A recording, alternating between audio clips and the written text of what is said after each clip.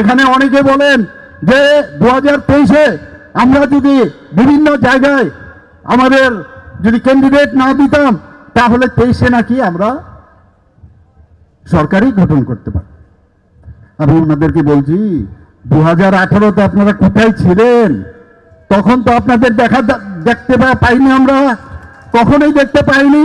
আজকে বলছেন, আর আমি বলছি এই যে আজকে এই এডিসির ইলেকশন নিয়ে কিন্তু আজকের এখানে এই সভা নয়, আপনারা আজকে এখানের যে টিপ অফ দ্য আইসবার্গ এডিসির ইলেকশনের যখন ঘন্টা বাজবে, আজকে এখানে যেভাবে ব্যান্ড এখানে বেজেছে তার থেকে বড় ব্যান্ড এডিসি ইলেকশনের পরে এর থেকে বড় সভা আমরা কুমলুঙে করব এবং আমরা দেখিয়ে দেব আমরা জনজাতিদের জন্য করার যে ইচ্ছা।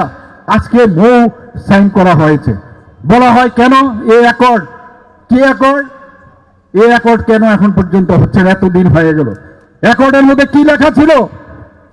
একবার আমি বিধানসভার মধ্যে বলেছি, আপনারা আগে নিজেদের দেখুন, একটা আঙ্গুল আপনাদের দিকে আমাদের দিকে দেখানোর আগে 4টা আঙ্গুল কিন্তু আপনাদের দিকে আসে।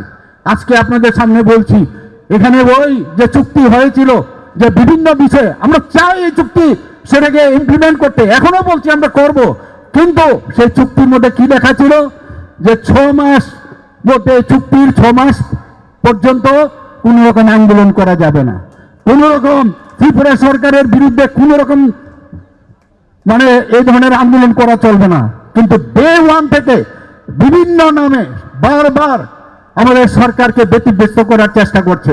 তাহলে এই চুক্তিকে কে ভেঙেছে, কে ভেঙেছে এটা বুঝার বিষয় আছে।